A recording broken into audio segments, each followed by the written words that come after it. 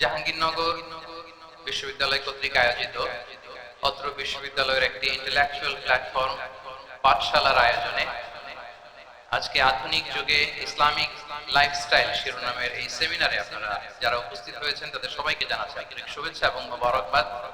আহলান ওয়া সাহলান ওয়া মারহাবান বিকুম ফি হাযাল লিকা আত-তাইয়িব আল-মুবারাক।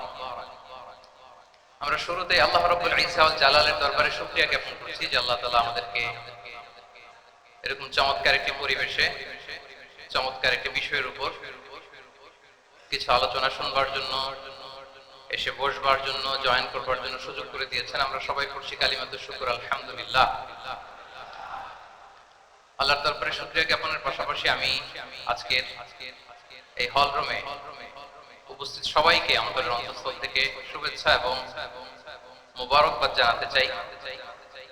আপনারা সেই মাগরিবের পর থেকে লম্বা একটা সময় বসে আছেন আজকের এই সেমিনারকে সার্থক করবার জন্য।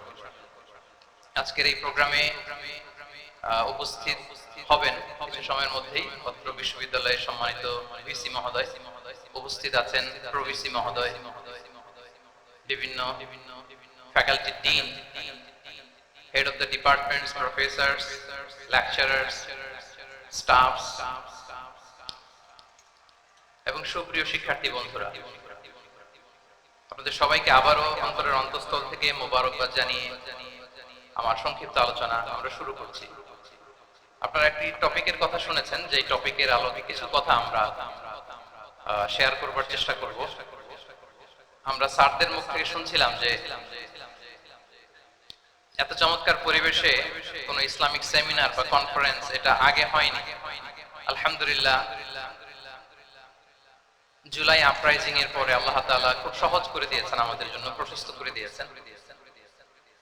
আপনারা জেনে থাকবেন যে আমি নিজেও প্রায় 5 বছর দেশের বাইরে ছিলাম। মালয়েশিয়াতে থেকে থেকে ভাবতাম যে দেশে কি আমি 29 সালে ঢুকতে পারবো না 41 সালে ঢুকতে পারবো। তো আল্লাহ তাআলার প্ল্যান যে ভিন্ন সেটা তো আমাদের জানা ছিল না। খুত্তাতুল্লাহি আ'যামু মিন খুত্তাতিনা, আমাদের প্ল্যানের চেয়ে আল্লাহর প্ল্যান অনেক বড়। আমরা এতটুকু দেখি, কিন্তু আল্লাহ হয়তো আরো অনেক দূর আমাদের জন্য প্রশস্ত করে রেখেছেন। আলহামদুলিল্লাহ। তো এই 5 আগস্টের গণ অভ্যুত্থান বা বিপ্লব পরবর্তী বাংলাদেশের এই চমৎকার পরিবেশে আমরা যে একত্রিত হতে পেরেছি, সুন্দর সুন্দর কনফারেন্স সেমিনারের মধ্য দিয়ে আমরা আমাদের আইডিয়া গুলো শেয়ার করতে পারছি, এটা আমাদের জন্য অনেক বড় নিয়ামত, আল্লাহর পক্ষ থেকে রাহমত। তো আমরা যেন এটাকে পজিটিভলি কাজে লাগাই এবং এই যে ইসলামের বিউটি, এটা যেন আমরা আমাদের ভাই বোনদের কাছে তুলে ধরতে পারি। আপনারা নিশ্চয় জানেন যে অনেকে ইসলামের বিরোধিতা করে, ইসলামকে অপছন্দ করে এজন্য না, ইসলামের ব্যাপারে তার ইনডেপথ নলেজ না থাকার কারণে। এখানে আমাদেরও দায় কম না, আমাদের প্রপার প্রেজেন্টেশনের অভাবে আমরা সুন্দরভাবে ইসলামকে তাদের কাছে হয়তো উপস্থাপন করতে পারিনি, ফলে তারা ইসলামের বিরোধিতা করে। তো আমাদের প্রাইম ডিউটি হচ্ছে আমরা নিজেরা ইসলামকে অনুশীলন করব এবং ইসলামের সৌন্দর্যকে, দ্য বিউটি অফ ইসলামকে আমরা অন্যের সামনে তুলে ধরব। এটা হচ্ছে আমাদের দায়িত্ব। আপনারা খুব চমৎকার সেমিনারের একটা টপিক নির্ধারণ করেছেন যে আধুনিক যুগে ইসলামিক লাইফস্টাইল। শুরুতে আমি ইসলামিক লাইফস্টাইল বলতে আসলে কি বোঝায় এই আইডিয়াটাকে, কনসেপ্টটাকে ক্লিয়ার করে আমি আমার মূল আলোচনায় যাব ইনশাআল্লাহ। এই ফ্যানটা একটু কমাতে হবে, ফ্যানের বাতাসটা সামান্য একটু কমাই দিতে হবে। খুব সহজে যদি বলি, ইসলামিক লাইফস্টাইল হচ্ছে যে লাইফস্টাইল কোরআন সুন্নাহ থেকে উৎসারিত এবং যে লাইফস্টাইল হচ্ছে এন্ডোর্সড বাই ইসলাম, যে লাইফস্টাইল আমাদের প্রিয় নবী মুহাম্মদ রাসূলুল্লাহ সাল্লাল্লাহু আলাইহি ওয়া আলিহি ওয়াসাল্লাম তিনি নিজে লিড করে দেখিয়েছেন আমাদেরকে। এটাই হচ্ছে ইসলামিক লাইফস্টাইল। আই রিপিট, যে লাইফস্টাইল কোরআন সুন্নাহ থেকে উৎসারিত, যেই লাইফস্টাইলকে ইসলাম এন্ডোর্সড করে এবং যে লাইফস্টাইল আল্লাহ রাসূল সাল্লাল্লাহু আলাইহি ওয়া আলিহি ওয়াসাল্লাম আমাদেরকে তিনি লিড করে দেখিয়েছেন। এটা একটা কমপ্লিট প্যাকেজ, একটা হোলিস্টিক প্রজেক্ট। এখানে কাটছাঁট করার সুযোগ নেই, মানে পিক এন্ড চুজ করার সুযোগ নেই। আমার পুরো জীবনটাকেই ইসলামে অনুশাসন দিয়ে যদি আমরা পরিচালিত করি, ইসলামের ছাঁচে যদি সাজাই, সেটা হবে ইসলামিক লাইফস্টাইল। এখানে পিক এন্ড চুজ এর কোনো সুযোগ নেই। মানে মুসলিম হইলে পার্ট টাইম মুসলিম হওয়া যায় না, ফুল টাইম মুসলিম হতে হয়। মানে জীবনের প্রতিটা অঙ্গনে ইসলামকে আমাদের প্র্যাকটিস করতে হবে, কারণ আমরা জানি ইসলাম মানে হচ্ছে complete submission to the order of আল্লাহ, টু দ্য উইশ অফ আল্লাহ। কোন যদি কিন্তু তবে ছাড়া আল্লাহর আদেশের সামনে নিজেকে উজাড় করে দেওয়ার নাম হচ্ছে ইসলাম। I repeat, আমি আবারও বলছি, কোন যদি কিন্তু তবে ছাড়া আল্লাহর অর্ডারের সামনে নিজেকে সঁপে দেওয়ার নাম কি?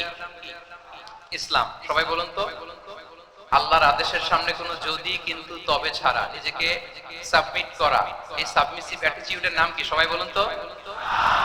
তাহলে আপনি পিক এন্ড চুজ করতে পারবেন যে এটা আমার ভাল লাগে, এটা আমার সাথে যায়, সো আমি এটা নিলাম, এটা আমার সাথে যায় না, সো এটা থেকে আমি দূরে থাকলাম। তাইলে এটা ইসলামিক লাইফস্টাইল হলো। এই কনসেপ্টটা কি ক্লিয়ার সবার কাছে? এটা একটা total package, it's a total project, it's a holistic program. আপনি আপনার সুবিধা মতো এখানে কাটছাট করতে পারবেন, নিলে পুরোটাই নিতে হবে। তো আমরা অনেকে আবার কাটছাট করি নিজের মন মতো। তাদেরকে উদ্দেশ্য করে আল্লাহ তাআলা বলছেন, আফাতুমিনুনা বিবা'দিল কিতাবি ওয়া তাকফুরুনা বিবা'দ। তোমরা কি আল্লাহর কিতাবের কিছু অংশ মানো আর কিছু অংশ তোমরা অস্বীকার করো? এটা তোমাদের পলিসি? জেনে রেখো, ওয়ার্নিং দিচ্ছেন যে তোমাদের পলিসি যদি এটা হয়, তাহলে এই দুনিয়াতে আছে তোমাদের জন্য লাঞ্ছনা, আর আখিরাতে তোমাদেরকে শাস্তির মুখোমুখি হতে হবে। তাহলে কাটছাট করার সুযোগ। আমরা যেটা করি, নামাজ, রোজা, হজ, যাকাতের মতো এই যে আনুষ্ঠানিক ইবাদতগুলো, এগুলোতে আমরা ইসলামকে খুব মানি, ইসলামের অনুশাসন মানি। কিন্তু আমাদের ব্যক্তি জীবন, পারিবারিক জীবন, সামাজিক জীবন, আমার ডিলিংস গুলো, আমার ট্রেড, আমার বিজনেস, আমার ব্যবসা, আমার বিয়ে শাদী, আমার বিহেভিয়ার, এগুলোকে অনেক সময় আমরা ইসলামের অনুশাসন অনুযায়ী মানতে চাই না। এগুলোর ক্ষেত্রে আমরা অনেক সময় ইসলামের অনুগামী হই না। এইখানে একটা ঝামেলা রয়ে গেছে। কিন্তু মূল কথা হচ্ছে, আপনি ইসলামকে মানলে the total package আপনাকে মানতে হবে। এখানে কাটছাট করার কোনো সুযোগ আছে বলেন তো? আওয়াজ করে বলেন, কোন কাটছাটের সুযোগ কি আছে? কারণ কমপ্লিট প্যাকেজ, কমপ্লিট প্যাকেজ। জীবনের প্রতিটি অঙ্গনকে ইসলামের অনুশাসন দিয়ে সাজানো, বা জীবনের প্রতিটি অঙ্গনে ইসলামকে অনুশীলন করার নামই হচ্ছে ইসলামিক লাইফস্টাইল। মূলত ইসলামই একটা lifestyle. Islam is not merely a set of beliefs and rituals, rather it's a lifestyle. ইসলাম নিজেই একটা lifestyle that emphasizes justice, spirituality, integrity and modesty. আপনি যদি নিতে চান, আপনাকে পুরোটাই নিতে হবে, তাহলে কাটছাট করার সুযোগ নেই। এটা হচ্ছে প্রথম, first and foremost reminder tonight. ইসলাম একটা টোটাল প্যাকেজ, একটা কমপ্লিট প্রোগ্রাম, একটা হোলিস্টিক প্রোগ্রাম। এখানে পিক এন্ড চুজ করতে পারবো না। আপনি যদি আমাকে ইসলামী লাইফস্টাইলের উপরই সেমিনারে কথা বলতে বলেন, I must say you have to take the entire package. পুরোটাই আপনাকে নিতে হবে। এই আইডিয়াটা ক্লিয়ার হয়েছে আমাদের সবার কাছে? সবার কাছে ক্লিয়ার তো? তাহলে পিক এন্ড চুজ করবো নাকি? শুনি নাই সবার কাছ থেকে। পিক এন্ড চুজ করা যাবে? কাটছাট করা যাবে? কিছু কিছু রুলস এন্ড রেগুলেশন আমার খুব ভালো লাগে, আমার জন্য খুব সুবিধা হয়, ওইটা নিলাম, বাকিগুলা কাটছাট করে দিলাম। তার মানে সহজভাবে পার্ট টাইম মুসলিম হওয়ার কোনো সুযোগ নেই, হলে ফুল টাইম হতে হবে। কাস্টমাইজড ইসলামের কোনো সুযোগ নেই, টোটাল প্যাকেজটাকে আমার অ্যাডাপ্ট করতে হবে। এটা হচ্ছে ইসলামিক লাইফস্টাইল। তো আজকের এই সেমিনারে আমি কিছু traits, the core values of Islamic lifestyle আপনাদের সাথে শেয়ার করবার চেষ্টা করব, যাতে করে ব্যাপারটা আরো ক্রিস্টাল ক্লিয়ার হয় যে আসলে what is Islamic lifestyle all about, আসলে এটা কি, কিভাবে এটা আমরা অ্যাডাপ্ট করব, কিভাবে এটার সাথে নিজেকে খাপ খাওয়াবো, কিভাবে এটা আমরা প্র্যাকটিস করব। তাহলে প্রাথমিক কথা অলরেডি ডান, যে কাটছাট আমরা করব না, পিক এন্ড চুজ করব না, টোটাল প্রোগ্রামটাই আমরা নেওয়ার চেষ্টা করব। তো এখন আমরা কিছু কোর ভ্যালিউজ এর কথা বলবো, যেগুলো দিয়ে ইসলামিক লাইফস্টাইলের মূল ধরনটা আমাদের কাছে ক্লিয়ার হবে। ইসলামিক লাইফস্টাইলের কথা যদি আমাদেরকে বলতে হয়, প্রথম যে ট্রেড, যে ক্যারেক্টারিস্টিক্স বা ভ্যালুর কথা আমাকে বলতে হবে, সেটা হচ্ছে the concept of halal and haram. If there is no halal and haram, there is no Islamic lifestyle, for sure I am telling you. যদি হালাল হারাম না থাকে, এটা যদি আমরা মেইনটেইন না করি, এটা কোশ্চিন কালো ইসলামিক লাইফস্টাইল হবে। আপনাকে হারাম থেকে যোজন যোজন দূরে থাকতে হবে, আর হালাল দিয়ে জীবনটাকে সাজাতে হবে। কারণ যেখানেই হালাল সেখানেই বারাকা। রিপিট, আমি আবারও বলছি, যেখানেই হালাল সেটার মধ্যে কি? হারামে কোনো বারাকা আছে? হারামে আছে অস্থিরতা, সাময়িক উন্মাদনা। এর ভেতরে বারাকা নাই। হালালের ভেতরে আল্লাহ তাআলা গোশত খাওয়া হালাল না হারাম? আচ্ছা, গরু বছরে বাচ্চা দেয় কয়টা? গাভী? আচ্ছা, একটা। কুকুর দেয় কয়টা? কয়টা? 7টা, 8টা, 10টা? ফ্যামিলি প্ল্যানিং নাই তো? দেদারসে দিচ্ছে। আচ্ছা, গরু হালাল, কুকুর হারাম। গরু বাচ্চা দেয় কয়টা? কুকুর দেদারসে দিচ্ছে। তারপরেও বলেন, আমাদের এই যে বাংলাদেশে আমাদের কুরবানির ঈদে লক্ষ লক্ষ গরু জবাই হয়, বিয়ের অনুষ্ঠানগুলোতে এত গরুর গোশত আমরা খাই, প্রতিদিনের চাহিদা মেটানোর জন্য তো কত গরু কোরবানি করা হয়। এরপরে বলেন, বাংলাদেশে গরু বেশি না কুকুর বেশি? সবাই বলেন, গরু বেশি না কুকুর বেশি? কারণ কি? হালাল। কারণ কি? এই হালালে বরকত ঢুকিয়ে দিয়েছে কে? তাহলে if there is no concept of halal and haram, there is no Islamic lifestyle. প্রথম core value of Islamic lifestyle হচ্ছে আপনাকে হালাল দিয়ে আপনার জীবনকে সাজাতে হবে। লা ইয়াদখুলুল জান্নাতা জাসাদুন গুযিয়া বিল হারাম। হারাম খেয়ে বর্ধিষ্ণু যে দেহ, সে দেহ আল্লাহর জান্নাতে প্রবেশ করবে না। মানে whatever you consume it should be halal, এটা হালাল হইতে হবে। শুধু যেটা আপনি খাচ্ছেন এটাই না, কুলু মিম্মা ফিল আরদি হালালান তাইয়্যিবা, আল্লাহ তাআলা বলেছেন যেটা কনজিউম করব হালাল হবে, হালাল হতে হবে। তো এটা শুধু এত ন্যারো কনসেপ্ট না, আপনার জীবনের সবটাই হালাল হতে হবে। ইউর ফুড শুড বি হালাল, ইউর ড্রিঙ্ক শুড বি হালাল, ইউর ইনকাম শুড বি হালাল, ইউর ফ্যাশন শুড বি হালাল, ইউর এন্টারটেইনমেন্ট শুড বি হালাল, সবকিছু হালাল হতে হবে। আমরা অনেকে যে ভুলটা করি, আমরা খাওয়ার ক্ষেত্রে শুধু হালাল খুঁজি, এরকম অনেকে করে, কিন্তু অন্যান্য ক্ষেত্রে হালাল হারামের বাছ বিচার নাই। আমি একটা উদাহরণ প্রায়ই দেই, দেখবেন যে আমাদের বাংলাদেশের সরকারি অফিসগুলোতে তো ঘুষ চলে নাকি?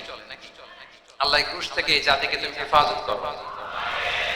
আচ্ছা, দেখবেন যে আমাদের বিভিন্ন সরকারি অফিসগুলোর মুসলিম কর্মকর্তারা তারা ওয়াইন খায় না। আমি দেখেছি, থাইল্যান্ডে গিয়েছে, চায়না গিয়েছে অফিসের কাজে, ওখানে হালাল রেস্টুরেন্ট গুলো খুঁজে, কারণ মুসলিম, তার হালাল খেতে হবে। তো সে ওয়াইন খায় না, পর্ক খায় না, কারণ ইসলামে এটা হারাম। আবার অনেক হিন্দু কর্মচারী, সে আবার গরুর গোশত খায় না, কারণ কি তার ধর্মে ওইটা হারাম। কিন্তু এই মুসলিম কর্মচারী, হিন্দু কর্মচারী দুইজনের নির্বিশেষে মাশাআল্লাহ ঘুষ খায়। এরকম হয় না? দেখেন, মুসলিম ওয়াইন খায় না, পর্ক খায় না, তার ধর্মে হারাম। আমার হিন্দু ভাই গরুর গোশত খায় না, এটা তার ধর্মে হারাম। কিন্তু ঘুষ আবার দুই ধর্মে হালাল নাকি? হ্যাঁ, হালাল। তার মানে ওই যে pick and choose, you got the point, right? Pick and choose করেছে যে আমার ধর্মের এই নিয়ম আমি মানব, কারণ এটা আমার জন্য খুব ফ্লেক্সিবল, এটা খুব ভালো লাগে।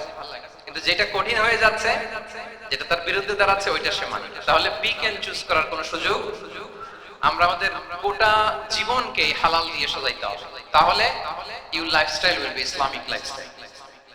এই কথাটা কি বুঝতে পেরেছেন?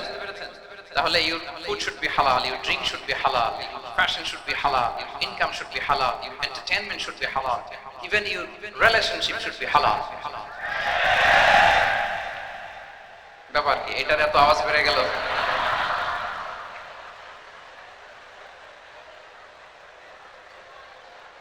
এটা কমন কমন পড়ে গেছে নাকি? আচ্ছা বলেন, হালাল রিলেশনশিপ কোনটা বলেন? এই তো আসল জায়গায় হাত দিছি। আমাদের শিক্ষার্থী বন্ধুদের মধ্যে বিবাহিত আছি আমরা? হ্যাঁ, কারা কারা আছে দেখি তো।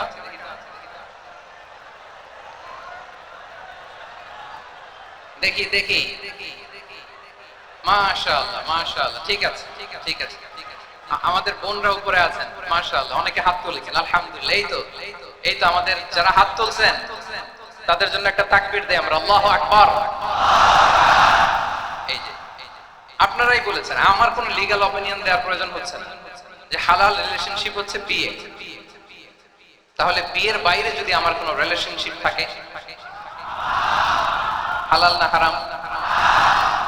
ফতোয়া দিচ্ছে কে? আমি? আপনারাই দিচ্ছেন। বলেন, বিবাহ পরবর্তী কোনো যদি এক্সট্রা ম্যারিটাল রিলেশনশিপ থাকে, এটা ইসলামে হালাল না হারাম? তাইলে pre marriage relationship after marriage relationship, এটা শরীয়তে হারাম। তো এই হারাম যদি আমি এই হারামের সাথে যদি নিজেকে জুড়ে দেই, তাহলে আমার লাইফস্টাইল এটা ইসলামিক লাইফস্টাইল হতে পারে না। আমরা বিয়ের মতো পবিত্র বন্ধনের মধ্য দিয়ে আমরা আমাদের দাম্পত্য জীবনকে উপভোগ করব। আল্লাহ তৌফিক দান করুন।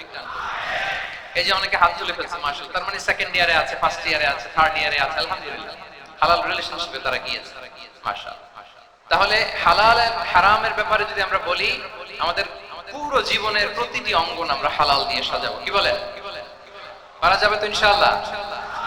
হারামের সাথে আমাদের কোনো সম্পর্ক আছে? হ্যাঁ, আমরা সবকিছু হালাল দিয়ে সাজাবো তো? হারামকে আমরা না বলে দিব না, নো। আজকের এই জহির রায়হান মিলনায়তন না, এটা কি নাম? জহির রায়হান মিলনায়তনের হল রুম থেকে হারামকে আমরা লাল কার্ড দেখাই দিলাম, কি বলেন? হারামকে আমরা নো বলবো, আওয়াজ করে বলুন নো। ওকে, নো টু হারাম। তাহলে the concept of halal and হারাম আশা করি আমাদের কাছে ক্লিয়ার। আমরা হালাল দিয়ে নিজেদের জীবনকে সাজাবো, হারামের সাথে আমাদের কোনো সম্পর্ক নাই। তাহলে একটা ট্রেড আমরা শেয়ার করলাম, একটা কোর ভ্যালু শেয়ার করলাম, যে আমরা যদি হালাল মেইনটেইন করতে পারি আমাদের জীবনে, এটা হচ্ছে one of the core values of Islamic lifestyle. দুই নাম্বার হচ্ছে ইসলামিক লাইফস্টাইলটা বেসিক্যালি এটা একটা প্রোডাক্টিভ লাইফস্টাইল। মানে ইসলাম আমাদেরকে, ইসলামী লাইফস্টাইল আমাদেরকে প্রোডাক্টিভ হতে উদ্বুদ্ধ করে। আপনার দিন শুরু হবে অনেক সকালে, প্রোডাক্টিভিটি নিয়ে অনেক লম্বা আলোচনা করা যেতে পারে। আমি ছোট্ট একটা পয়েন্ট যদি আজকের হল রুমে শেয়ার করি প্রোডাক্টিভিটি নিয়ে, যে ইসলামিক লাইফস্টাইল হচ্ছে আপনি একেবারে সকাল সকাল আপনার দিন শুরু করুন। Early to bed and early to rise makes a man healthy wealthy. সবাই তো শিখেছি এটা, যে আগে আগে ঘুমোতে যাও, আগে আগে ঘুম থেকে জাগো, তুমি ধনী হবে, তারপর তুমি প্রজ্ঞাবান হবে, তুমি সুস্বাস্থ্যের অধিকারী হবে। এটা হচ্ছে ইসলামিক লাইফস্টাইলের একটা কোর ভ্যালু। সকাল সকাল দিন শুরু করা, মানে সানরাইজের আগে আমার সকাল শুরু হবে।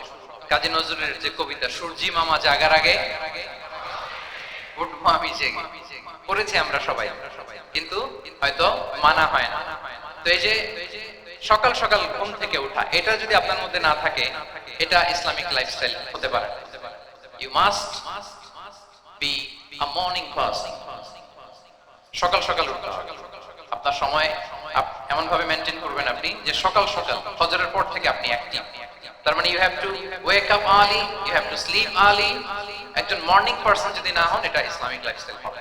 এর কারণ আল্লাহ রাসূল সাল্লাল্লাহু আলাইহি ওয়া আলিহি ওয়াসাল্লাম আমাদেরকে সকালে জেগে থাকার ব্যাপারে ইন্সপায়ার করেছেন, এবং তিনি দোয়া করেছেন এই উম্মার জন্য স্পেশালি, যে এই সময়টা এটা full of barakah, full of blessings. তিনি দোয়া করেছেন আল্লাহুম্মা বারিক লি উম্মতি ফি বুকুরিহা। আল্লাহ এই উম্মতের বুকুরটা, মানে সকালের সময়টা, লেটস সে সানরাইজের পরে ৩-৪ ঘন্টা, এই সময়টাকে আল্লাহ আপনি বরকত দিয়ে ভরে দেন। এই সময়টাতে ঘুমানো যাবে, এটা হচ্ছে বরকতের সময়। এবং আল্লাহ রাসূল সাল্লাল্লাহু আলাইহি ওয়াসাল্লাম যদি কোনো সামরিক অভিযান প্রেরণ করতেন, এই টাইমে প্রেরণ করতেন, এই বুকুরের টাইম। এবং সাহাবারা তাদের কোনো ট্রেড ক্যারাভান, ব্যবসায়িক কাফেলা যখন সেন্ড করতেন, এই টাইমটাতে সেন্ড করতেন, কারণ এই টাইমটাতে বারাকা। এখন নিজের সাথে মিলিয়ে নেন যে এই টাইমটাতে আমরা কি করি। আমি জানি না আপনাদের কি অভ্যাস। আমি এসে তো শুনলাম যে জাহাঙ্গীরনগর বিশ্ববিদ্যালয়ে নাকি যতজন শিক্ষার্থী, মানে ততজনের জন্য এখানে আবাসনের ব্যবস্থা আছে। বাংলাদেশের কোন ইউনিভার্সিটিতে নাকি এটা নাই। আলহামদুলিল্লাহ, অসাধারণ প্রিভিলেজ, অনেক সুন্দর সুযোগ। তো এখন বলেন আপনাদের সকালের রুটিন কি? বলেন,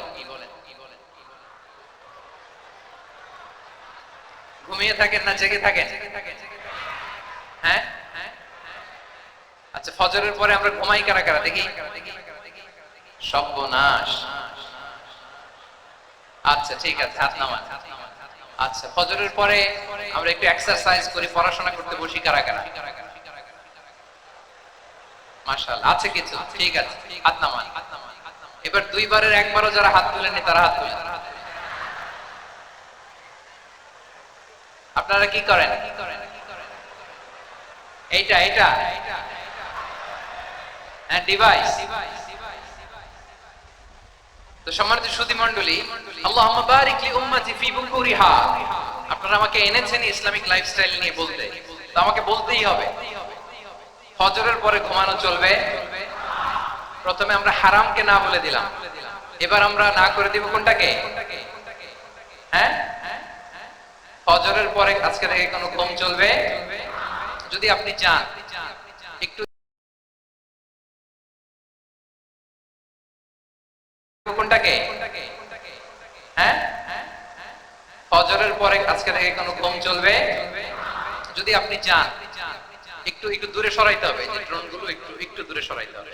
ফজরের পরে আজকে থেকে আমি এখানে জবরদস্তি করব না, শুধু আপনাদের সামনে আমি প্রেজেন্ট করছি। যদি সেমিনারের যে টপিক নিয়ে আপনারা শুনতে এসেছেন, এটা যদি আপনি অ্যাডাপ্ট করতে চান, অনুশীলন করতে চান, হ্যাঁ, ফজরের পরে আজকে থেকে কোনো ঘুম চলবে?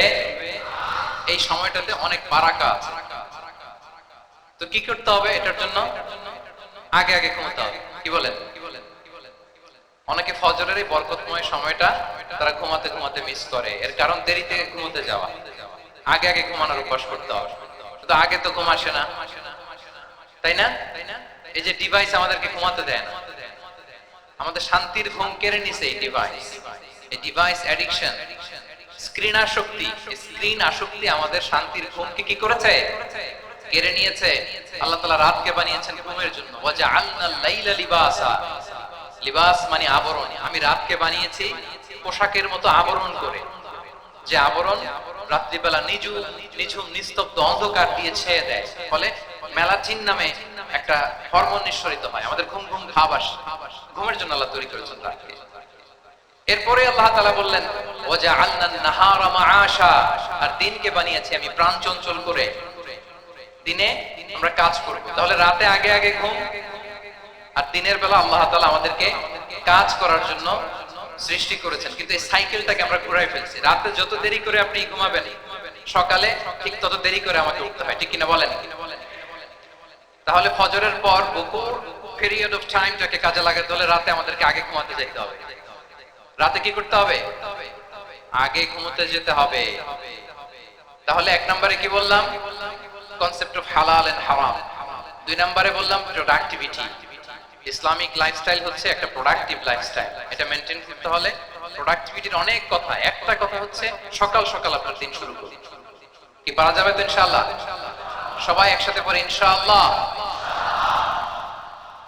এই যে আমাদের দেরি করে রাতে ঘুম আসে, স্ক্রিন আসক্তি, এই ডিভাইস আমাদের আরামের ঘুম কেড়ে নিছে কেন জানেন? এর কারণ হচ্ছে আল্লাহর দেয়া যে ফিতরাত, এই ফিতরাতকে আমরা উল্টে দিয়েছি। ফিতরাত শব্দটার সাথে আমাদের পরিচয় আছে? হ্যাঁ, the innate characteristics of a human being. একটা মানুষের যে যে ক্যারেক্টারিস্টিক্স, যে ইননেট স্বভাব দিয়ে আল্লাহ তাআলা তৈরি করেছেন, নেচার, এটাকে আরবিতে বলে ফিতরাত। এই ফিতরাতের বিরুদ্ধে কিছু করা যাবে না। ইসলামিক লাইফস্টাইল হচ্ছে ফিতরা বেসড লাইফস্টাইল। ফিতরাতুল্লাহিল্লাতী ফাতারান নাস আলাইহা লা তাবদীলা লিখালকিল্লাহ। আল্লাহর প্রকৃতির অনুসরণ করো, যে প্রকৃতি দিয়ে তিনি মানুষকে সৃষ্টি করেছেন। আর আল্লাহর সৃষ্টি কাঠামোর মধ্যে কোনো পরিবর্তন, কোনো বিকৃতি নেই। সুবহানাল্লাহ। তা আমরা এই ফিতরাতকে চেঞ্জ করে দেওয়ার কারণে এই ঝামেলা। আমরা সবাই এই ফিতরাতের উপর জন্মেছি। কুল্লু মাউলুদিন ইউলাদু আলাল ফিতরা ফাআবাওয়া ইউহাউবিদানি আও ইউনাসসিরানি আও ইউমাজ্জিসানি। প্রতিটি নিউ বর্ন বেবি তারা ফিতরাতের উপর জন্মায়, মানে নবজাতক সন্তান ইসলামের উপর জন্মায়।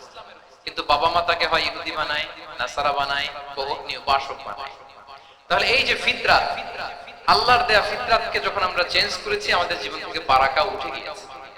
ফিতরাতকে যদি আরো সহজ করে আমি আপনাদেরকে বুঝাই, তাহলে ফিতরাত হচ্ছে যা কিছু স্বাভাবিক, যা কিছু কল্যাণকর, যা কিছু ভালো, তাই ফিতরাত। আই রিপিট, সুপ্রিয় শিক্ষার্থী বন্ধুরা, ফিতরাত হচ্ছে যা কিছু স্বাভাবিক, যা কিছু ভালো, যা কিছু কল্যাণকর, তাই কি? তাই ফিতরাত। এই যে এখন আরবি কোন মাস চলছে বলেন তো? রজব। এই রজব মাসের 26 তারিখ দিবাগত রাতে আল্লাহ রাসূল সাল্লাল্লাহু আলাইহি ওয়াসাল্লাম ঊর্ধ্ব জগতের একটা ভিজিটে গিয়েছিলেন। আমরা জানি না সবাই? হ্যাঁ, ইসরা মিরাজের কথা আমরা জানি। সো মিরাজ রজনীতে আল্লাহ রাসূল সাল্লাল্লাহু আলাইহি ওয়া আলিহি ওয়াসাল্লাম ফিতরাত মানে what is the essence of ফিতরা, এটা বোঝানোর জন্য হাদিসটা আমি শেয়ার করছি। মিরাজে যখন গেলেন, জিবরিল আলাইহিস সালাম ওনাকে দুইটা পেয়ালা দিলেন। তিনি বললেন উচিতু বি ইনাআইন, আমাকে দুটি পেয়ালা দেয়া হলো। ফি আহাদিহিমা লাবান ওয়া ফিল আখারি খামর। এক পেয়ালায় ছিল দুধ, আরেক পেয়ালায় ছিল মদ। ফা আখাযতুল লাবান ওয়া শারিবতু, যখন দুইটা অপশন দেয়া হলো, দুইটা পেয়ালা, আমি দুধের পেয়ালাটা নিলাম এবং সেটা পান করলাম, তখন জিবরিল আলাইহিস সালাম বললেন আসাবতাল ফিতরা, মানে you are guided to the fitrah, আপনি সঠিকটাই নিয়েছেন, যেটা ফিতরা, যেটা নেওয়া উচিত আপনি ওইটাই নিয়েছেন। তাহলে এখন আরো সহজ হবে, যদি দুইটা পেয়ালা দেয়া হয়, একটা মদের পেয়ালা আর একটা দুধের পেয়ালা, তো আমরা নিব কোনটা বলেন? হ্যাঁ, তাইলেই ফিতরা হবে। তাহলে কি হবে? যেটা স্বাভাবিক, যেটা কল্যাণকর, যেটা আমাদের জন্য ভালো, সেটা হচ্ছে ফিতরা। তাহলে মদের পেয়ালা, দুধের পেয়ালা, কোনটা নিব? সবাই নিব তো নাকি? আমাদের রুচির যে দুর্ভিক্ষ চলতেছে, অনেকে মদের পেয়ালাই নিয়ে নিবে। কি বলেন? আচ্ছা না একদল, তারা কি করে? ওইটা চুজ করে ফেলে। এবার বলেন আমরা কোন পেয়ালা নিব, মদের না দুধের? আমাদের ঐতিহ্য, আমাদের রুচি, আমাদের মূল্যবোধকে ধ্বংসের যত আয়োজন দরকার সব সেটআপ চারদিকে আছে। আল্লাহর ফিতরাতকে ধ্বংস করে দেওয়ার শয়তানি সব আয়োজন আমাদের চারিদিকে। বাট আপনাকে রাইট থিংটা চুজ করতে হবে। তাহলে রাসূল সাল্লাল্লাহু আলাইহি ওয়াসাল্লামকে দুধ দেয়া হলো, মদ দেয়া হলো, তিনি নিলেন দুধের পেয়ালা। তাহলে এটা হচ্ছে ফিতরাত। এটা কি? ফিতরাত। এভাবে সবকিছু চেঞ্জ করে দেয়া হয়েছে। সবকিছু, আমাদের লাইফস্টাইল চেঞ্জ করে দেয়া হয়েছে, আমাদের ফুড হ্যাবিট চেঞ্জ করে দেয়া হয়েছে, আমাদের খাদ্যাভ্যাসের মধ্যে পরিবর্তন। দেখবেন যে এখন আমরা যা খাই, আগে কিন্তু এটা খাইতাম না। এখন আমরা প্রসেসড ফুড খাই, হ্যাঁ, ফাস্ট ফুড খাই, জেনেটিক্যালি মডিফাইড যে ফুডগুলো আমরা খাই, এরপরে ল্যাব মিট, কত যে ভয়ঙ্কর। আপনারা জেনে থাকবার কথা যে ল্যাবে তৈরি মাংস দেখেছেন নাকি আপনারা? প্রাকৃতিক মাংসের কোনো ছিটে ফোটা নেই, কিন্তু এটা গরুর মাংস হয়ে গেছে, ওইটা মানুষ খাচ্ছে। মানে আমাদের লাইফস্টাইলও করাপ্টেড, আমাদের ফুড হ্যাবিটও করাপ্টেড, আমাদের স্লিপিং সাইকেলটা করাপ্টেড, সবকিছু করাপ্ট করে দেওয়া হচ্ছে। এবং এটার প্রভাব পড়েছে আমাদের শিশুদের মধ্যেও। দেখবেন যে শিশুরা সবজি খেতে চায়। আমার তো 2 মেয়ে আছে, আমি তো দেখি বাসায়, অনেকের কমপ্লেইন গুলো আমরা শুনি। আমাদের এখনকার বাচ্চাদেরকে ভেজিটেবলস দিলে খায় না, মাছ দিলে খায় না, অর্গানিক ভালো ভালো খাবার দিলে শাকসবজি খায় না। কি খাবে জানেন? সসেস খায়, সসেস, হট ডগ খায়। হ্যাঁ, ওই যে আপনি অর্ডার দিয়ে বার্গার এনে দিবেন, পিৎজা এনে দিবেন, ওইটা খাবে। তারপর ইনস্ট্যান্ট নুডলস খাবে, স্যুপ খাবে, ফ্রোজেন যত মিল আছে এগুলো খাবে, টিনজাত খাবার যেগুলো দীর্ঘদিন সংরক্ষণ করে রাখা হয়। তো বলেন আজ থেকে 30 বছর আগে আমাদের বড়রা কিংবা আমাদের শিশুরা, আমরা কেউ কি এই খাবার খেয়েছি বলেন তো? আওয়াজ করেন, খেয়েছি কেউ? They changed the entire system. কেন আমরা ইসলামিক লাইফস্টাইল নিয়ে কথা বলছি এখন? কারণ আমাদের পুরো সিস্টেমটাই, আমাদের পুরো ফিতরাতটাই আমরা চেঞ্জ করে দিয়েছি। তারপর ডিভাইস ছাড়া বাচ্চারা খেতে চায় না, কার্টুন দেখে দেখে খাওয়াতে হয় ওদের। কি বলেন? আচ্ছা বলেন তো, আজ থেকে 30 বছর পেছনে ব্যাক টু দ্য হিস্ট্রিতে যদি আমরা যাই, 70-এর দশকে, 80-র দশকে বাংলাদেশের কোন একটা গ্রামের কথা, একটা পল্লীর কথা আপনি একটু চিন্তা করেন। রাত 8টার দিকে, 9টার দিকে আপনি ওই গ্রামের কাউকে খুঁজে পাবেন? 70-এর দশকে, 80-র দশকে একটা গ্রামের, একটা গ্রামীণ একটা পরিবেশের কথা যদি চিন্তা করেন, রাত 8টায় সবার কি অবস্থা বলেন তো? আপনি তো ঘুম খুঁজে পান না, আপনার তো ইনসমনিয়া। আমাদের এখন ট্যাবলেট খাওয়া লাগে না ঘুমের জন্য? আমাদের তো ইনসমনিয়া হয়ে গেছে। কিন্তু আজ থেকে বেশি দূরে না, 30 বছর আগের একটা গ্রামীণ পরিবেশের রাত 8টার পরিবেশ হচ্ছে সবাই ঘুম। আমরা তার 2 বা 3 ঘন্টা পরে ডিনার করবো, কিন্তু ওনাদের মাগরিবের আগে বা পরে ডিনার করে ফেলছে, এশার নামাজ পড়েই কি একজন দুইজন না, পুরো গ্রাম জামাতে ঘুম, পুরো গ্রাম জামাতের সাথে ঘুম। তো যে লোকটা 8টার দিকে ঘুমালো, উঠবে কখন বলেন? রাত 3টার পর ঘুম আসবে? হ্যাঁ, ঘুমেরও তো একটা লজ্জা শরমের ব্যাপার আছে, কত থাকবে? কি বলেন? আপনি তো ঘুমাতে যান রাত 2টায়, আর আজ থেকে 30 বছর আগে আমার বাংলাদেশের একটা গ্রামীণ পরিবেশে রাত 8টার দিকে সবাই, আমরা এখন যেই টাইমটাতে ঘুমোতে যাই ওই সময় ওনাদের অর্ধেক ঘুম শেষ। ফজরের নামাজ পড়ে আমাদের বাপ চাচারা কি করতো? হ্যাঁ, একটু ব্যাক টু দ্য হিস্ট্রিতে তাকান না। ফজরের নামাজ পড়ে এক বল পান্তা ভাত খাইতো। আমরা তো এখন এতটুকু খাইলে আমাদের এটা বার্ন করার জন্য দৌড়াইতে হয় 5 কিলো, জিমনেশিয়ামে যাইতে হয়, কত আয়োজন, কত ওয়ার্কআউট করা হয়। এক বল কাঁচামরিচ দিয়ে পোড়ামরিচ দিয়ে ভাত খেয়ে চলে যাইতো ফসল খেতে। দুপুরে আবার এক বল, খাইতে বসলেই এক বল। আমরা সারা মাসে খেতে পারি না এক বল। আচ্ছা, কি খেত? খাওয়ার আইটেমটা দেখেন তো। কোনো ফরমালিন আছে? কোনো ফরমালিন আছে? কথা বলেন। কোনো মেডিসিন ছিল? না, একেবারে ফ্রেশ, হ্যাঁ, পিওর অর্গানিক। নিজেদের মাঠ থেকে আনা যে ধান, ঢেকি ছাটার ধান দিয়ে ভাত খেত।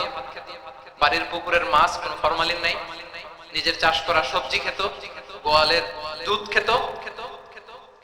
আমরা অনেকে মনে করি যে আমাদের এই যে সায়েন্স এন্ড টেকনোলজিক্যাল অ্যাডভান্সমেন্টের যুগে আমরা বোধহয় খুব সুখে আছি। আমাদের দাদা পরদাদারা বোধহয় এত সুখ করে যায় নাই।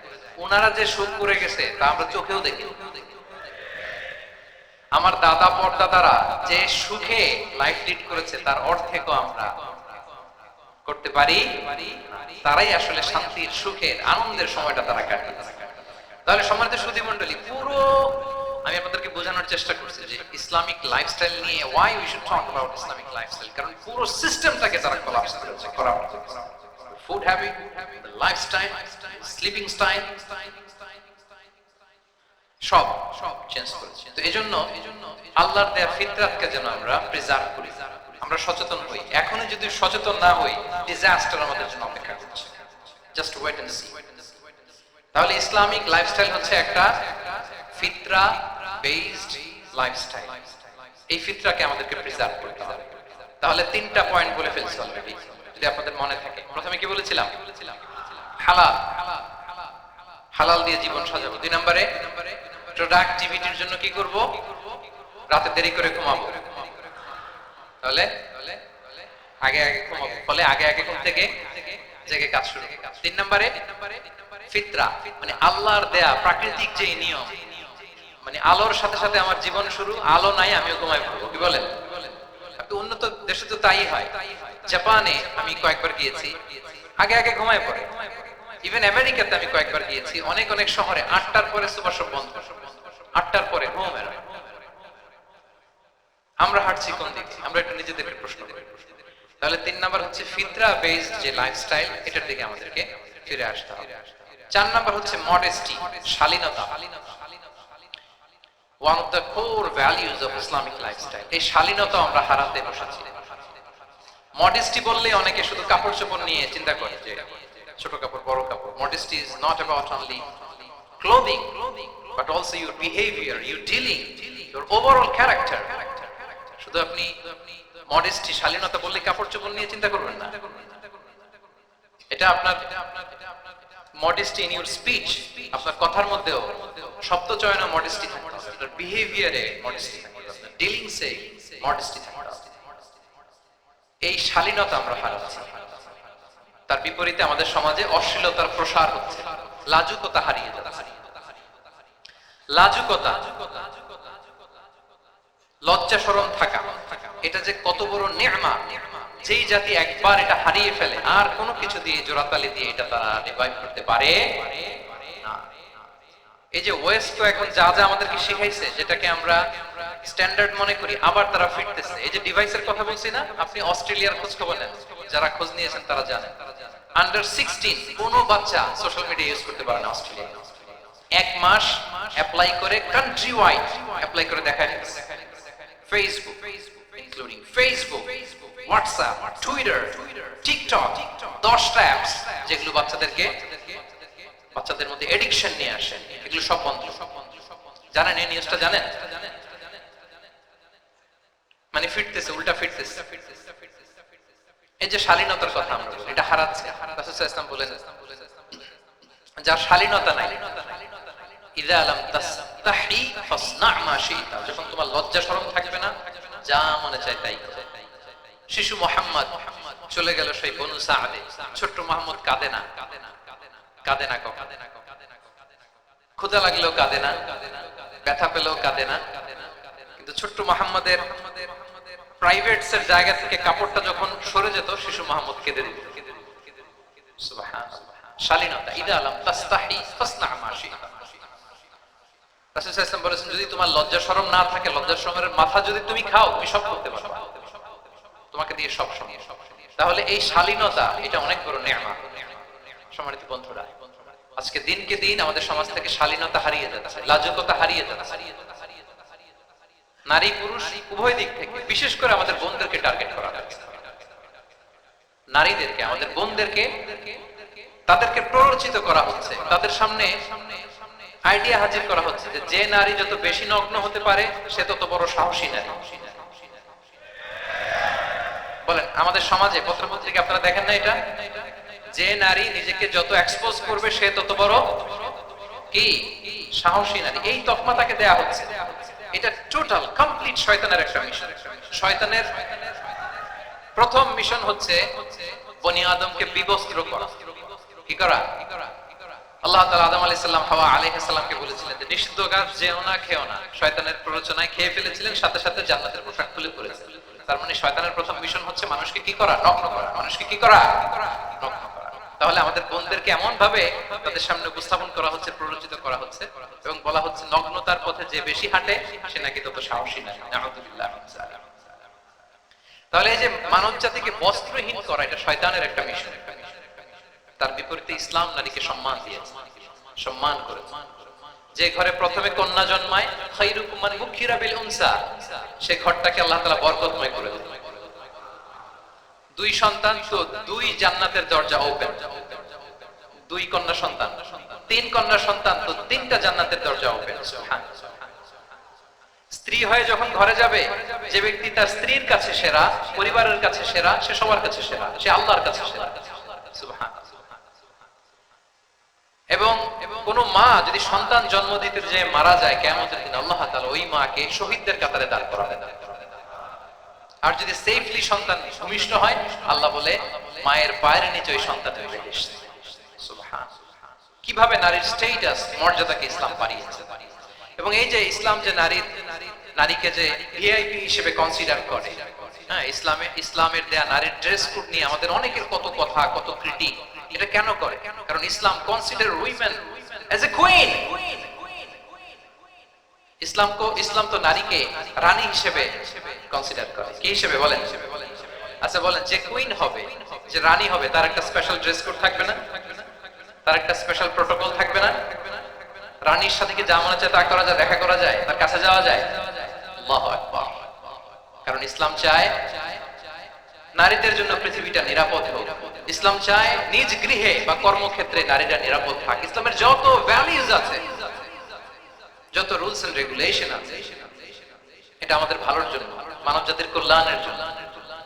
তাহলে এই অশ্লীলতা থেকে আমাদের যোজন যোজন দূরে থাকতে হবে। If you talk about Islamic lifestyle, আমাদেরকে শালীনতা, মডেস্টি ফিরিয়ে আনতে হবে। You have to maintain modesty. আমি যদি আরো ডিপে যাই, দেখেন এই যে প্রত্যেকের হাতে এক একটা করে পর্ন হাব হয়ে গেছে। হয়েছে না? পর্নোগ্রাফির শয়লাভ, বিকৃত যৌনাচারের শয়লাভ। এখন নতুন নামে, নতুন মোড়কে, এলজিবিটিকিউ নামে আমাদের সমাজে নানা মোড়কে আমাদের সামনে উপস্থাপন করা হচ্ছে।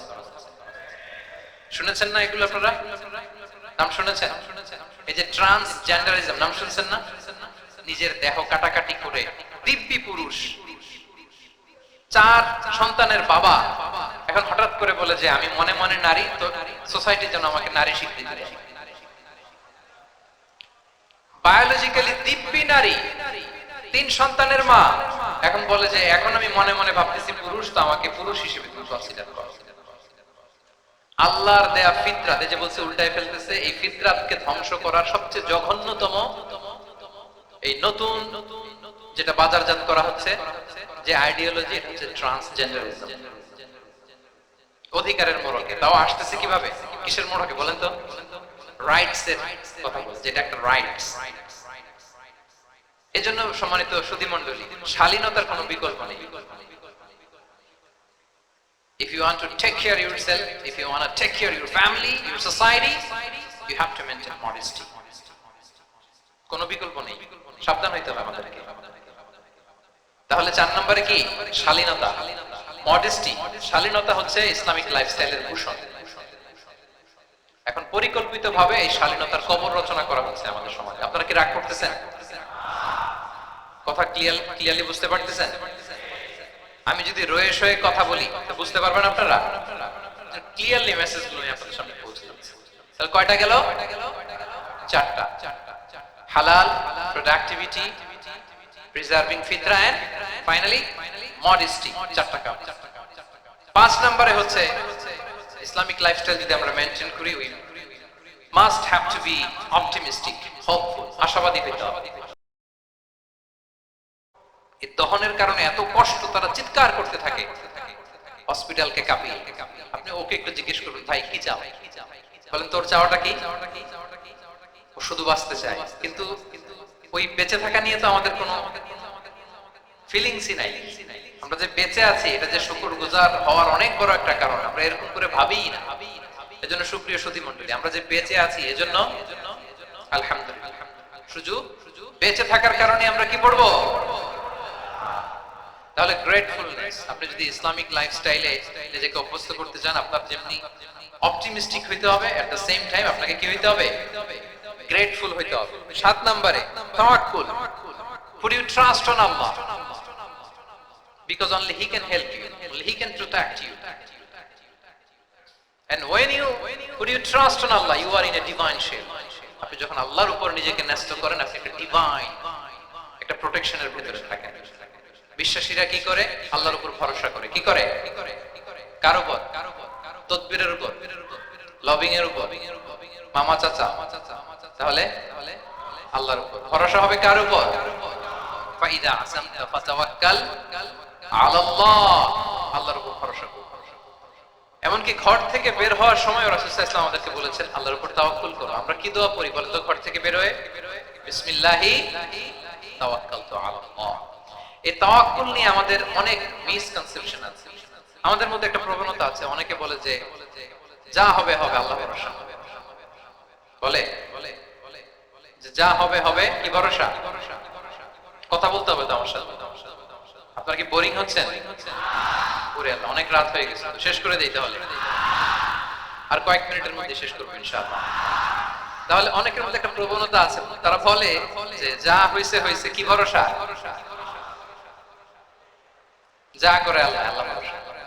এটা it's not the concept of tawakkul. এটা তাওয়াক্কুল নয়। ইসলামে tawakkul is always at the second step. The first step is you reform. প্রথমে আপনি চেষ্টা করবেন, এরপরে আপনি আল্লাহর উপর তাওয়াক্কুল। কিছু না করে যদি বলেন আমি আল্লাহ ভরসা, এটা আল্লাহ ভরসা হইছে? এটা আপনার মন গড়া একটা কথা হইছে, কিন্তু এটা তাওয়াক্কুল হয়?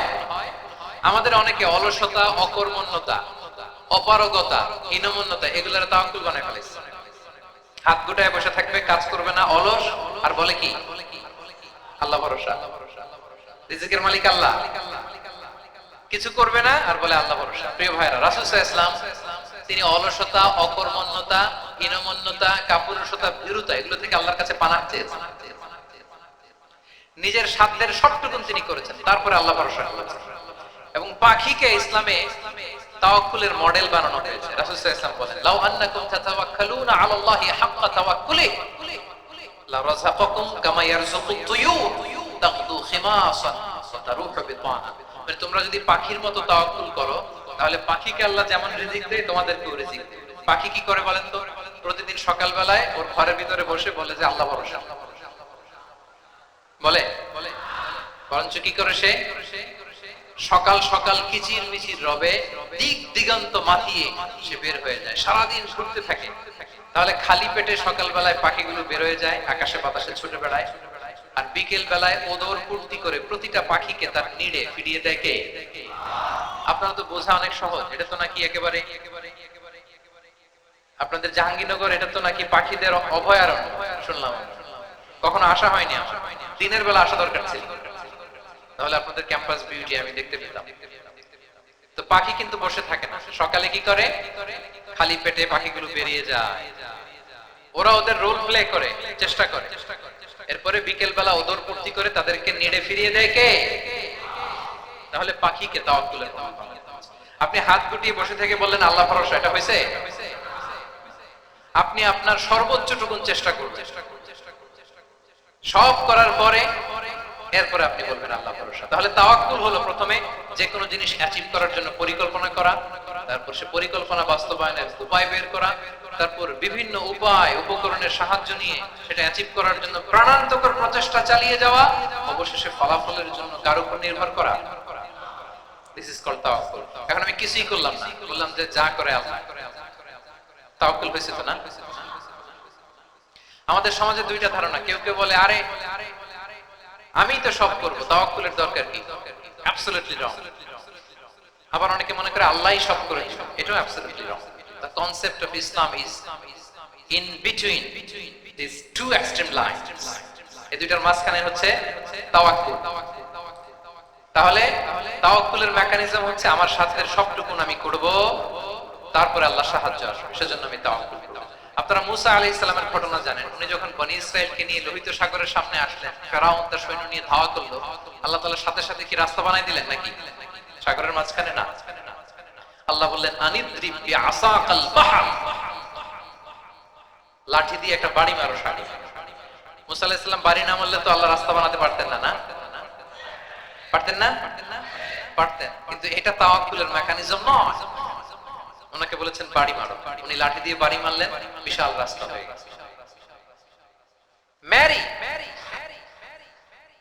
মারিয়াম আলাইহিস সালাম যখন ঈসা আলাইহিস সালামকে ডেলিভারি করলেন, ক্লান্ত শ্রান্ত ক্ষুধার্ত, কি খাবেন?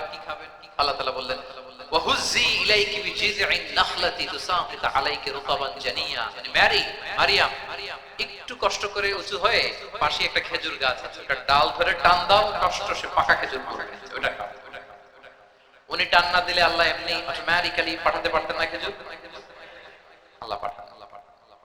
তাহলে এই পৃথিবীর সিস্টেম হচ্ছে আপনাকে কষ্ট করতে হবে, আপনার রোলটা আপনাকে প্লে করতে হবে। ইসলামে tawakkul is always at the second step. The first step is your effort. আপনাকে চেষ্টা করতে হবে, তারপরে আপনি তাওয়াক্কুল করবেন, তাহলে এটা প্রপার তাওয়াক্কুল। তাহলে এখন থেকে হাত গুটিয়ে বসে থেকে আল্লাহ ভরসা বলবেন? আমরা এটা ভুল করে ফেলি।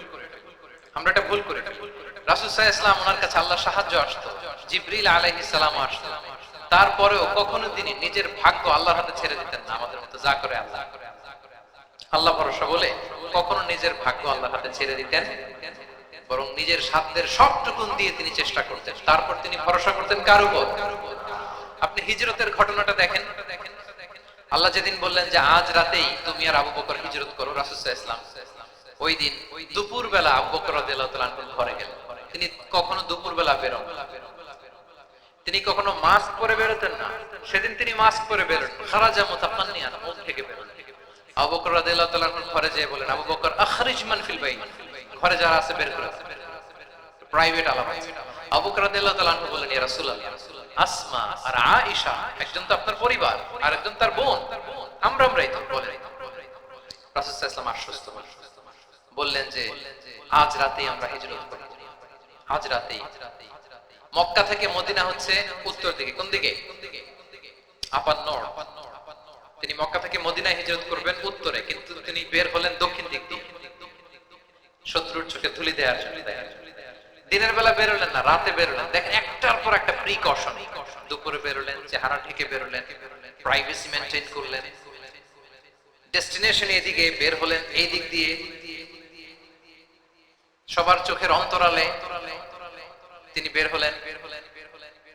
এবং তিনি আবু বকর রাদিয়াল্লাহু তাআলা আনহুকে বললেন, সবাই যেই পথে মদিনা যায় আমরা কিন্তু ওই পথে যাব না, ক্যারাভান গুলো যেই পথে যায় ওই পথে না, সাওয়াহিলি একটা আনইউজুয়াল রুট ধরে আমরা যাব, সাগরের পার ঘেঁষে যাতে ওরা বুঝতে না পারে।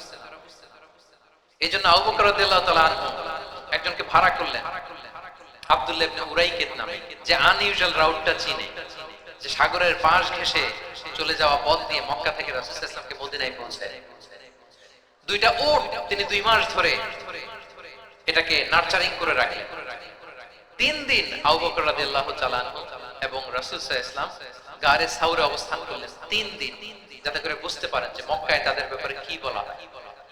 এবং আবু বকর রাদিয়াল্লাহু তাআলা আনহুর ছোট ছেলে আব্দুল্লাহকে অ্যাসাইন করা হলো যে আব্দুল্লাহ, তুমি তো ছোট মানুষ, তুমি প্রতিদিন মক্কার বাজারে যেয়ে শুনবা যে আমাদের ব্যাপারে কুরাইশরা কি বলে। নিশ্চয়ই তারা তন্ন হয়ে আমাদেরকে খুঁজবে, না পেয়ে ওরা কি কি পলিসি নেয় এটা এসে আমাদেরকে জানাবে। সুবহানাল্লাহ। ছোট্ট আব্দুল্লাহ মক্কার বাজারে কে কি বলে শুনে গোয়েন্দার মতো করে, স্পাইয়ের মতো করে সে তথ্যগুলো নিয়ে, খাবার নিয়ে গারে সাউরে প্রতিদিন ইনফরমেশন পাস করে আসতো, আবার খাবার দিয়ে আসতো। আচ্ছা বলেন তো, এই ছোট্ট আব্দুল্লাহ যেই পথে যায়, মরুভূমির উপরে তার ফুটপ্রিন্ট আছে না? আব্দুল্লাহর ফুটপ্রিন্ট। তো কুরাইশরা তো তন্ন তন্ন হয়ে রাসূল সাল্লাল্লাহু আলাইহি ওয়াসাল্লামকে খুঁজতেছে, ডানে বায়ে সামনে পেছনে সব জায়গায়। তারা যদি আব্দুল্লাহর ছোট্ট পায়ের ছাপ পায় আর সেটাই যদি ফলো করে, তাহলে ডিরেক্টলি তারা কোথায় যেয়ে পৌঁছবে? রাসূল সাল্লাল্লাহু আলাইহি ওয়াসাল্লাম। তারপরে কতটা শেষে আপনার চেষ্টা, আপনার তদবির, আপনার লবিং, আপনার এফর্ট, আপনার সাধ্যের নাগালে থাকা সবকিছু উজাড় করে দেওয়ার পরে আপনি বলবেন তাওয়াক্কালতু। আমরা করি কি? আমরা কি করি? আল্লাহ ভরসা। ভাই কি প্ল্যান আপনার? হুজুর আল্লাহ ভরসা। এবার বলেন এটা হয়েছে? এটা কি আসলে প্রপার কনসেপ্ট অফ তাওয়াক্কুল হয়েছে প্রিয় ভাই এবং বোনেরা? হয় নাই। কারণ তাওয়াক্কুল is always the second step. The first step is ইউরিফা। আপনি আপনার সাধ্যের সবটুকু করবেন, তারপর কি করবেন? ক্লিয়ার? সব শেষ কথা হচ্ছে, আপনি যদি ইসলামিক লাইফস্টাইল মেইনটেইন করতে চান, আপনাকে উম্মাহ সেন্ট্রিক অ্যাটিটিউডের অধিকারী হতে হবে। উম্মাহ সেন্ট্রিক। আমাদের মুসলিম উম্মাহ একটা দুঃখী উম্মাহ, নেতৃত্বহীন উম্মাহ, বলিষ্ঠ নেতৃত্বের অভাবে এদিক থেকে লাথি মারলে আমরা এদিকে যাই, এদিক থেকে মারলে এদিকে যাই। শুধু একটা স্ট্রং লিডারশিপের অভাব, ঠিক কিনা বলেন?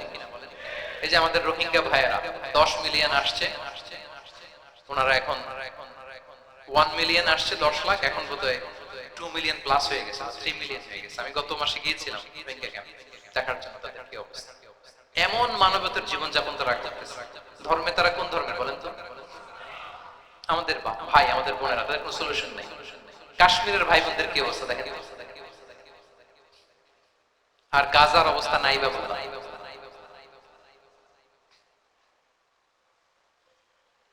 পাখির মতো গুলি করে মারা হয়েছে, মসজিদ ধ্বংস করা হয়েছে, এমনকি খ্রিস্টানদের গির্জা ধ্বংস করা হয়েছে। একটা লিডারশিপের, একটা স্ট্রং লিডারশিপের অভাবে আজকে আমাদের এই অবস্থা। এজন্য আপনি যদি ইসলামিক লাইফস্টাইলের কথা বলেন, অফকোর্স আপনাকে উম্মাহ সেন্ট্রিক মেন্টালিটির হতে হবে। এই দুঃখী উম্মাহকে নিয়ে আপনার প্রজেক্ট থাকতে হবে। আমরা আমাদের নিজেদের শক্তি, সম্ভাবনা, ঐতিহ্য এগুলো একেবারে ভুলতে বসেছি। আমরা যে যোদ্ধা ছিলাম, আমরা যে বিজয়ী ছিলাম, আমরা বেমালুম ভুলিয়ে গিয়েছি। জ্ঞান বিজ্ঞানে একসময় আমরা লিড দিয়েছি, ঠিক কিনা বলেন? আমাদের জাবের ইবনে হাইয়ান ছিল, আমাদের আল বিরুনি ছিল, আমাদের আল ইদ্রিসি ছিল, আমাদের আল ফারাবি ছিল। এই নলেজ এখন ওয়েস্টে ট্রান্সফার হয়েছে, সেই নলেজ আবার ট্রান্সফার হয়ে আমাদের করতলগত একদিন হবে ইনশাআল্লাহ। ওই প্রজেক্ট তো আমাদের নাই। একদিন যে আমাদের হাতে আসবে, হুজুর আল্লাহ ভরসা নাকি? শুধু আল্লাহ ভরসা বলে বসে থাকলে হবে? সেলফ সেন্টার্ড হওয়া যাবে, উম্মাহ সেন্ট্রিক আমাদের হতে হবে। উম্মাহর জন্য আপনার হৃদয়ে একটা দরদ থাকতে হবে, অন্যের জন্য কাজ করার একটা মেন্টালিটি আমাদের গ্রো করতে হবে। যারা অন্যের জন্য করে তারা জানে যে এটাতে কি সুখ, কি মজা। আপনি অন্যকে দান করে দেখেন, একটা সুখানুভূতি আপনার মধ্যে কাজ করবে। এবং রাসূল সাল্লাল্লাহু আলাইহি ওয়াসাল্লাম বলেন, আল্লাহু ফি আউনিল আবদি মা দামাল আবদু ফি আউনি আখিহি। আল্লাহ তাআলা ততক্ষণ পর্যন্ত বান্দার সাহায্যে থাকে, ওই বান্দা যতক্ষণ পর্যন্ত এই বান্দা তার ভাইয়ের সাহায্যে থাকে। এজন্য আমাদের প্রতিটি কাজে, পদক্ষেপে আমাদের নির্যাতিত ভাইয়েরা যেন তারা আমাদের চিন্তায় থাকে, তারা যেন আমাদের দোয়ায় থাকে, আমাদের সহযোগিতায় থাকে। উম্মাহর জাগরণে যেন নিবেদিত হয় আমাদের সকল এফর্ট, সকল প্রজেক্ট, সকল প্রচেষ্টা। কি পারা যাবে কিনা বলেন? উম্মাহর জন্য এরকম স্যাক্রিফাইসিং মেন্টালিটি আমাদের থাকার দরকার আছে না নাই বলেন? তাহলে উম্মাহ সেন্ট্রিক মেন্টালিটি আমাদের করতে হবে। তাহলে ইসলামিক লাইফস্টাইল নিয়ে যদি আমরা কথা বলি, আমাদের উম্মাহ সেন্ট্রিক হওয়ার কোনো বিকল্প নাই। আমি যদি পুরো আলোচনার সামারি করি, তাহলে বলতে হবে, শুরুতে আমি যেটা বলেছিলাম যে এখানে পিক এন্ড চুজ করে ইসলামিক লাইফস্টাইল অ্যাডাপ্ট করার আমাদের কোনো সুযোগ মনে আছে? যে কথা দিয়ে শুরু করেছিলাম, পিক এন্ড চুজ করা যাবে মন মতো না, পুরোটাই মানতে হবে। এবং আটটা মোস্ট লাইকলি আটটা core values of Islamic lifestyle আমি আপনাদের সাথে শেয়ার করেছি। একটু যদি রিকল করি, এক নম্বরে কি বলেছিলাম বলেন তো? হালাল, হালাল মেনটেন করতে হবে, হারামের সাথে আমাদের কোনো সম্পর্ক।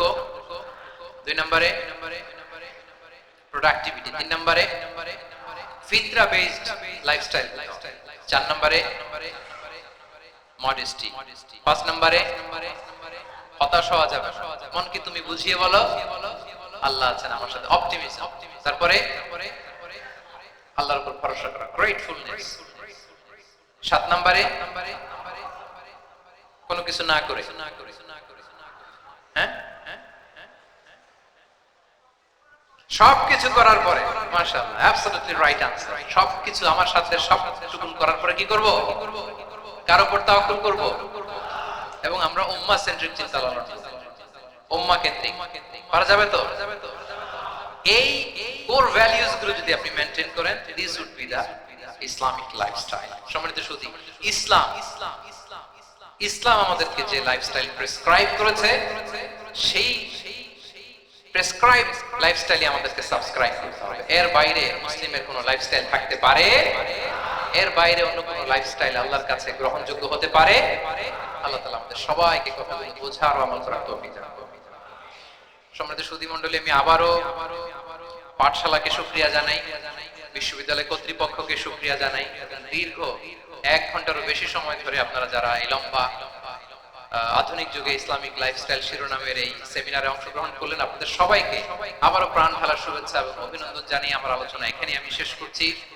হাদা মা ইনদি ওয়াল ইলমু ইনদাল্লাহি আলাইহি তাওয়াক্কালতু ওয়া ইলাইহি উনীব। ওয়াসসালামু আলাইকুম ওয়া রাহমাতুল্লাহি